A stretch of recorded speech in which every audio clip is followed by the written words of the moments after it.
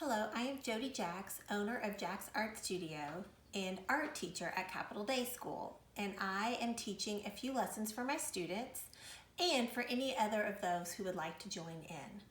I have sent to my Capital Day students all of these packets already. And if you would like to do this and you would like a packet, you can go to Jacks Art Studio and you will see a link to my www.pocketofpennies.com store and you can purchase a kit there. All of these videos online are free and most of these things you can actually find at home. For this project, you would need a glue. Glue sticks work okay, but I really like the Elmer's glue, in particular the Glue All. So if you have that at home, I would recommend that. A pencil or pen. You will need strips of paper. These are really nice True Ray Paken papers. I like these a lot. They don't fade. And if you are one of my students, you also have a little note from me. This is a piece of free drawing paper. And this is what we're going to use for the platform. Now, if you're an advanced student, you may not even need this platform, but this is my beginning lesson in how you make something two-dimensional, three-dimensional. So the first thing that we are going to work with is this. I'm going to show you how to fold something that is two-dimensional. It has height and width into something three-dimensional. Something three-dimensional is like you. You have height, that's one dimension, width, that's two dimensions, and depth, that's your third dimension. So we are learning how to take something two-dimensional and make it three-dimensional. All right, so here's your first one. We are simply going to take this, pull it around, and you are going to put some glue on this, and we are going to make a cylinder. So I'm going to take this, I'm going to gently put my piece of paper on the underside and I'm going to be holding this for 30 seconds. So you can count to 30 out loud if you want, but Elmer's glue takes a while to hold itself and so you can't just let it go right away. And I am gonna go turn that heat off because I bet it's loud. Let go, and you have taken something flat and made it three-dimensional. It has height, width, and depth.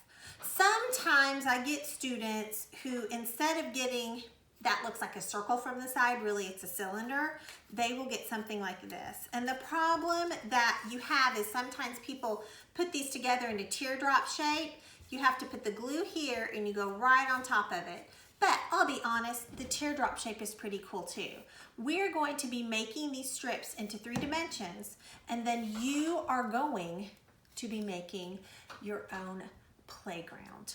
So this would be something else that you could use and we would let that, you want to hold that for at least to the count of 10, but if it comes apart to the count of 30. Something that students will do is they think if it's not sticking, they need to use more glue. No, don't do that. That just makes it last longer. So you're gonna have to hold this longer. It's gonna be longer before it glues together.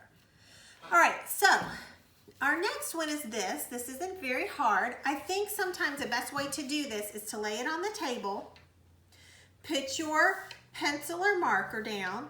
You are going to wrap the end of this around it and roll. Okay, you're gonna roll that up.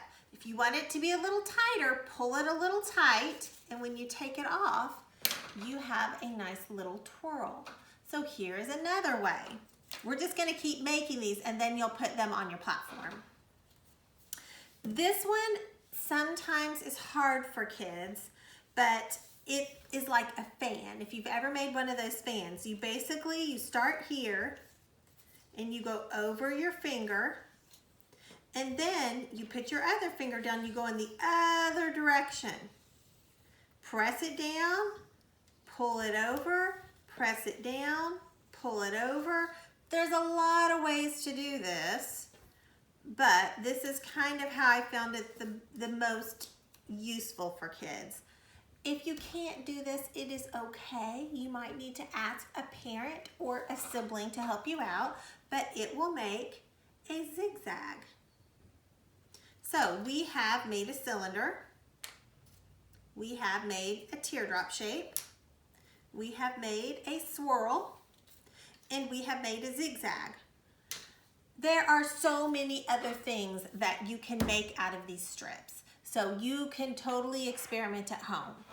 But what I want you to do is take the pieces you have so far and the knowledge that you have, and we're gonna start gluing things on this paper. The only thing that you can't do is I do not want you gluing things flat on the paper, okay? If you're gonna use a strip, it can't be two-dimensional. It needs to become three-dimensional. It needs to have height, width, and depth. Right now, height and width, that's just 2 dimensions. So every strip that goes on here has to be three-dimensional. So I will work, and I'll probably be making this fast-paced for you. But in the beginning, you know that if you're putting a little dot of glue down, you've got to hold that for, oh, it popped up, for at least 10 seconds. I've been working on my project for a little while. I've got a few more pieces in there. I have taken all the pieces that I made so far. I've put them on my little playground. I have even taken a strip that was flat, but now I can build up and make it three-dimensional. You can also do free-form pieces. I need to put a little bit of glue here, a little bit of glue here. And I will tell you, a tip is I usually leave my glue on the table sideways so that that glue doesn't run all the way back down to the bottom. But I can take this and I can flip it over and press it down. My goal for you in this project is to learn to take something two-dimensional and make it three-dimensional. As you proceed through my projects, I will have materials that are more difficult to build with, and you will have to take those materials and make them three-dimensional. And ultimately, these are skills that you can use in life whenever you are having to make something or create something or look at something flat and have to think of it a new way. I want you to see that paper, although two-dimensional, really can become something that is pretty cool and pretty big.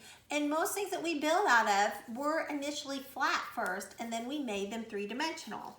So thank you for watching me today. I hope you are learning, being nice to each other.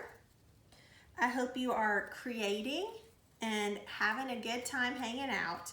So thank you for learning with me. Go be creative.